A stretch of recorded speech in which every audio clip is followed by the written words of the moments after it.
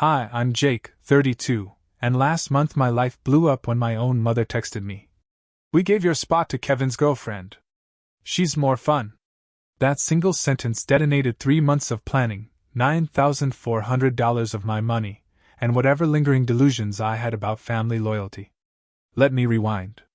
It started with one idea. One dumb, heartfelt, "This will mean something" idea. Dad was turning 60. A milestone. The kind of number that makes you think, if not now, when? He'd always talked about Japan. Kyoto in the spring. The cherry blossoms before his knees gave out. My mom, obsessed with sushi. Kevin, my little brother, said he dreamed of eating real ramen, not that broke college dorm kind, he'd always joke. So I did what no one asked me to do, I paid. Flights, hotels, train passes, food tours, even upgraded seats so Mom didn't get her sciatica flare on a 14-hour flight. $9,400, gone like it was Monopoly money. But I didn't care. I thought this was love. I thought I was doing something good. And then the text came. I was in the middle of a client pitch when my phone buzzed. I glanced down expecting a question about check-in times. Instead, 5 words. We gave your spot to Madison. Madison? Kevin's girlfriend of 6 months. Who once borrowed my shoes for a TikTok sketch. Who moved into my house rent-free and ate the last of my almond butter every damn week. They gave her my seat. On the trip I paid for. And the explanation? She's more fun. That was it. No apology. No call. Just a text like they were swapping side dishes at brunch. I replied with 2 words, got it. And that night, I did what no one saw coming. I canceled everything. Flights. Hotels. Train passes. Non-refundable? Don't care. I clicked through every itinerary like I was deleting files off a corrupt hard drive. Then I changed the locks. My house. My name on the deed.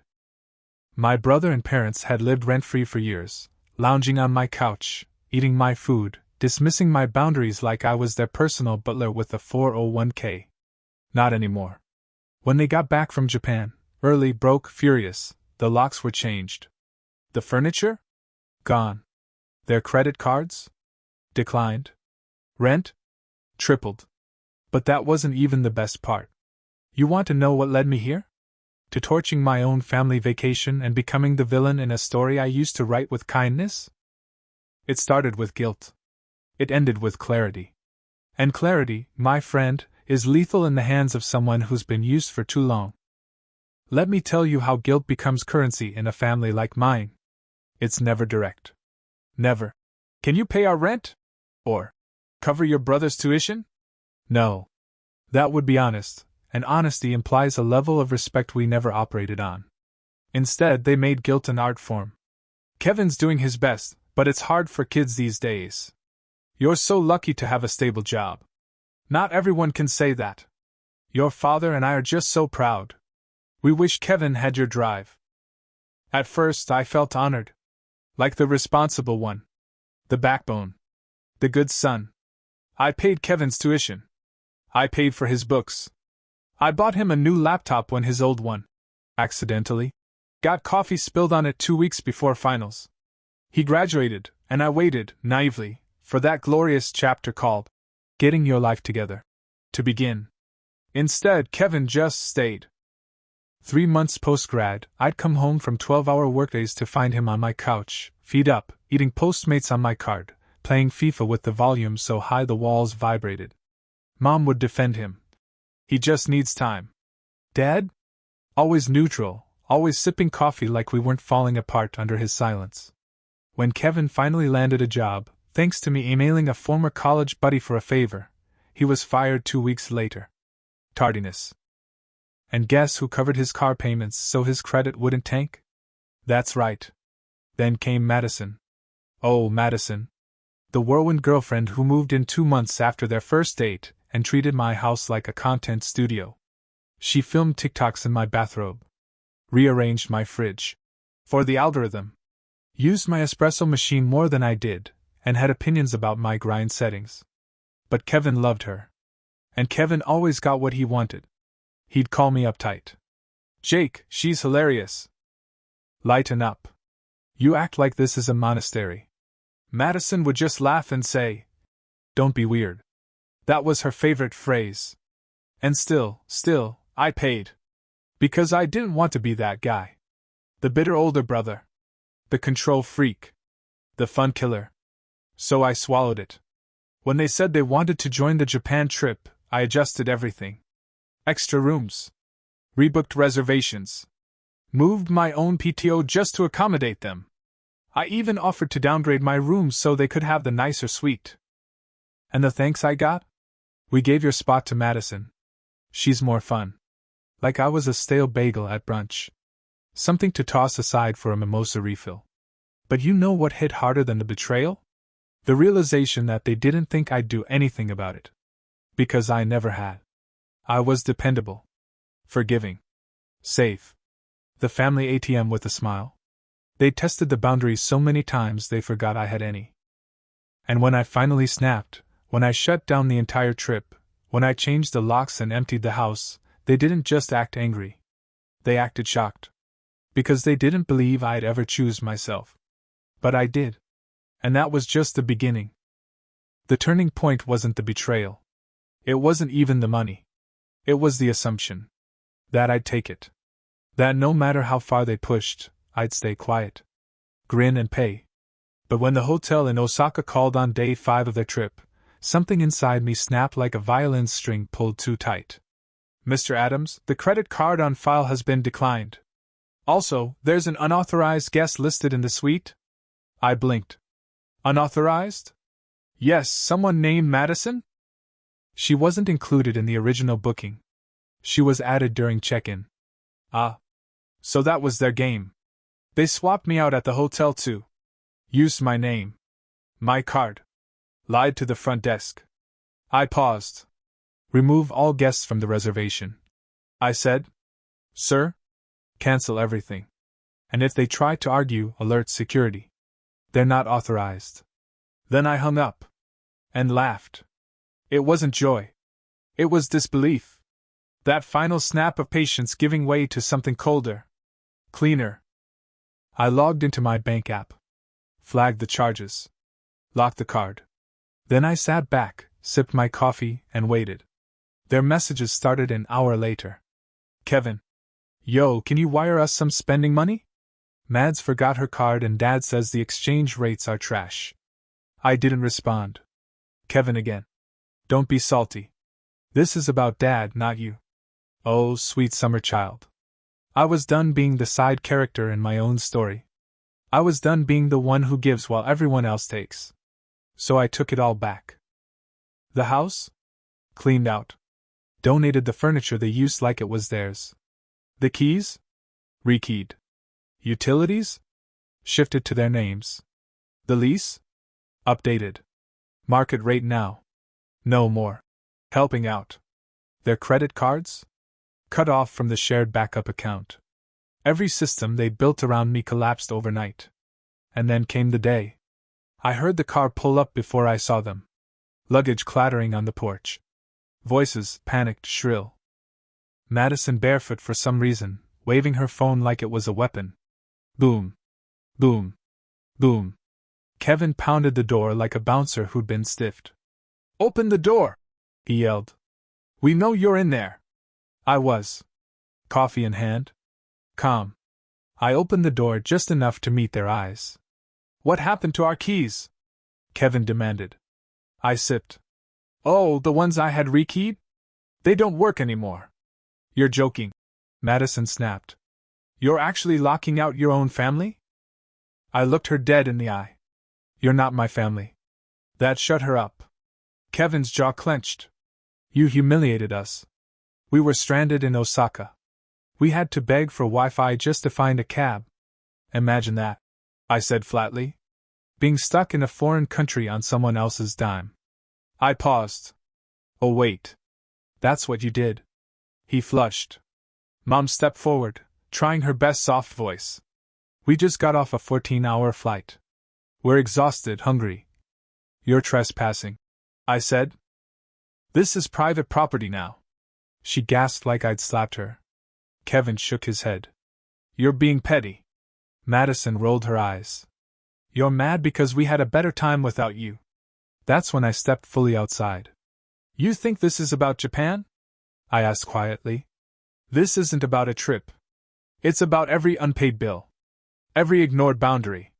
Every time you treated me like a resource, not a person. Mom opened her mouth. I held up my phone, screenshot glowing. The hotel email. Unauthorized guest. Charges disputed. I stared at Kevin. Did you or did you not add Madison under my name? Silence. She shrugged. You weren't going. Boom. There it was. Their truth. I wasn't going, so I didn't matter. I stepped aside so they could see into the house, emptied, spotless, untouched by their chaos. You emptied the place, Mom whispered. Correction, I said. My place. Kevin's fists balled. So what, we're homeless? No, I said. You've got 2 weeks. Rent's tripled. Utilities are yours. If you want to stay, you pay. He scoffed. Madison's voice got sharp. You can't do this. It's illegal. I reached into my coat. Pulled out a copy of the new lease agreement. Actually, it's very legal. It's done. And then I closed the door in their faces. For the first time in my life, I didn't flinch. I didn't justify. I didn't apologize. I just let them stand outside and figure out what to do without me. 3 days. That's how long it took for the shock to wear off and the real chaos to begin. The first morning after they got back? Silence. Not the angry kind, the calculating kind. The kind where they're still figuring out how to guilt trip you into reversing everything. I made myself breakfast. Coffee. A croissant. Sat at my new kitchen island, the one they never bothered to clean, and waited. Nothing. No door pounding. No calls. No passive-aggressive texts. And it felt peaceful. Quiet. Like stepping into a version of my life that had always been waiting behind a locked door. But by day 4? The text came. Mom. Can we talk? I'm sorry about what happened. We all made mistakes. Please don't do this to your father. There it was. The dad card. Classic move. Weaponized disappointment. She knew I could handle being the villain, but the idea that I was somehow hurting Dad? That was their nuclear option. I didn't reply. Because here's the thing, my dad had never once stopped them. He just stood by. Always. Neutral. Watching. No fight, no defense, no pushback. Just silence while I burned. And silence, when you're drowning, feels a lot like permission. That day, the push notifications started rolling in. Madison's card, declined at Brew House Cafe. Twice. She posted a story right after. Some people are just vindictive. Caption in pink font over a black screen. Deleted it 5 minutes later. Next came the rent notice. Week 1 of the new lease, triple the old rate. Family email, because of course they had a shared account. We're struggling with the new rent. Could we discuss alternatives? Alternatives? Yeah. Pay your damn bills. I ignored it. Then came the jobs. Kevin, who once said, I don't want to be chained to a desk, bro, was now folding towels at a gym. A mutual friend texted me. Is your brother working at PulseFit? Saw him wiping down a bench in dress shoes. I just laughed into my cereal. Madison? Gone. Vanished like steam off a latte. Kevin texted me finally. I know I messed up. I really do. Mads left. She said she didn't sign up for this. I get it now. You were right. And you know what? I stared at that text for 5 full minutes. Waiting to feel something. Anger. Sadness. Triumph. Anything. But nothing came. Not hate. Not joy. Just nothing. Because that's the truth about freedom, it's not loud. It doesn't come with trumpets or fireworks. It's quiet. Clean. No one asking for help with rent. No one sending guilt-laced messages wrapped in fake apologies. No one eating the last of your almond butter like they're entitled to it. I moved into a loft downtown. Concrete floors. High windows. No furniture I didn't choose. No shoes in the hallway that weren't mine. No leftover takeout I didn't order. I woke up at 7 o'clock. Worked from home. Took long walks at dusk. And when I poured my coffee, I smiled, not because life was perfect, but because it was mine now. Every dollar. Every minute. Every choice. No more being the family's emotional ATM. No more being their silent investor. I wasn't bitter. I wasn't vengeful. I was just done. And sometimes, done is the most powerful place you can stand. Then the real bomb dropped. A letter. From a lawyer. Subject line: claim of partial property ownership, Adams residence.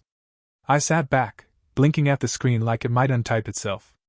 According to the enclosed statement, my parents were now asserting they had partial ownership of my house, based on alleged financial contributions over the years.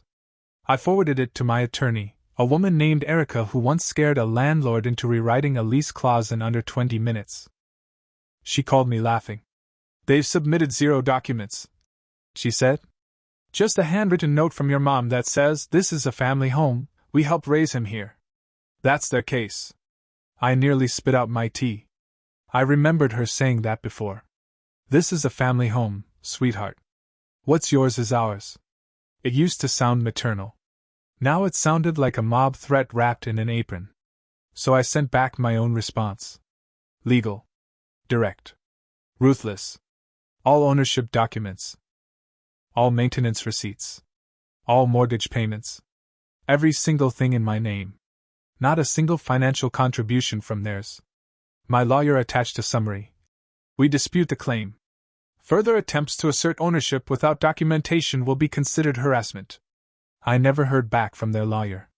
But I did hear from Mom. Her text: "We didn't raise you to be like this. What would your father say?" So I told her. "You raised me to serve you. That ends now." No emojis. No smiley faces. No explanations. And that was the moment I realized they weren't angry because I'd wronged them. They were angry because I'd stopped letting them wrong me. Kevin? He'd imploded. Started working 10-hour shifts at a delivery company just to make ends meet. That basement apartment he moved into? Yeah, I looked it up. Shared kitchen, coin laundry, no windows. He was finally living the life he swore he'd never have to. I didn't gloat. I didn't text, "Told you so." I just deleted his number. I couldn't afford to leave any back doors open. Madison scrubbed her social media like a fugitive erasing a trail. Deleted all family pics. Unfollowed everyone. Her fun ran out when the free lifestyle did. Mom tried a different tactic. The soft guilt. Voice notes now. "We miss the old you. You've changed so much. This coldness isn't you." But it was. It was me. The version of me who stopped showing up to be used. The one who said no and meant it.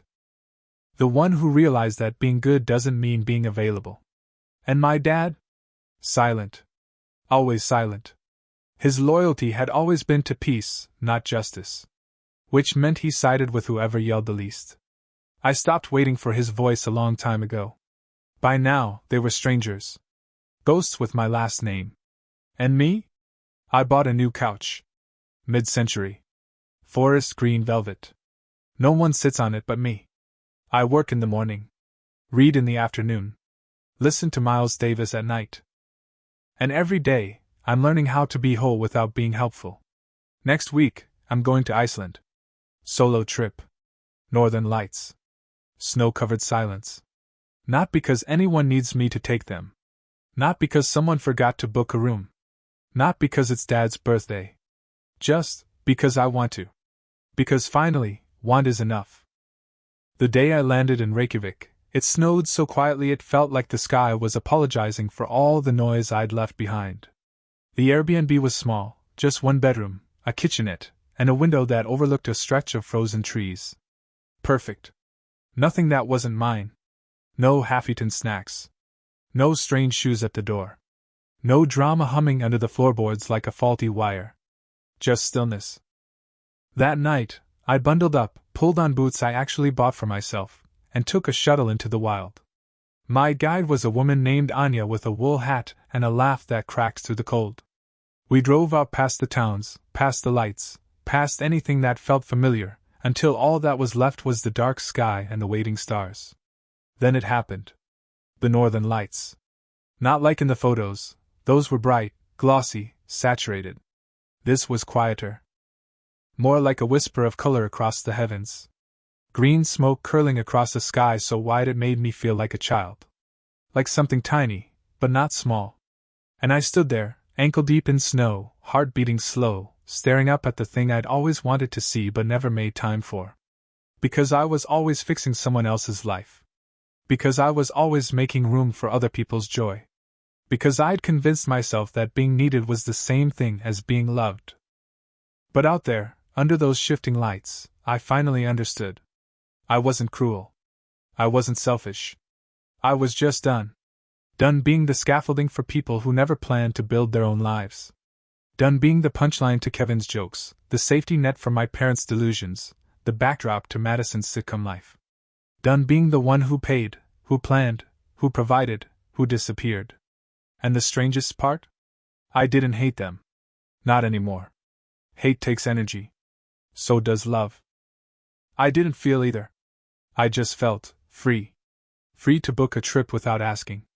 Free to spend my own money on my own joy. Free to be alone without being lonely. At the edge of the glacier, I pulled out my phone, not to scroll, not to text, but to take a photo. One picture. Just for me. No filters, no captions, no tags. Then I opened my notes app and typed a single sentence. I am not your plan B. I am not your backup. I am not your bank. I am me. And that is finally enough. When I flew home, there were no texts waiting. No missed calls.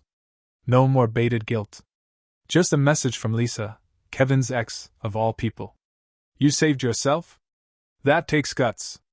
I wish I'd done it sooner. And it hit me harder than I expected. Because I realized. I wasn't just healing me. I was showing others that it was allowed.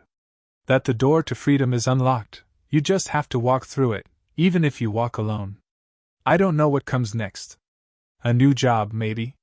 A better apartment. Maybe I'll start writing again. Travel more. Learn to cook for one and love it. What I do know is this. I am never going back. Not to the family that only loved me when I was useful. Not to the version of myself who thought love meant being less. I'll never be your safety net again. Because I've become something better. My own home. My own peace. My own damn life. And from here on out, the only trip I'm booking is mine.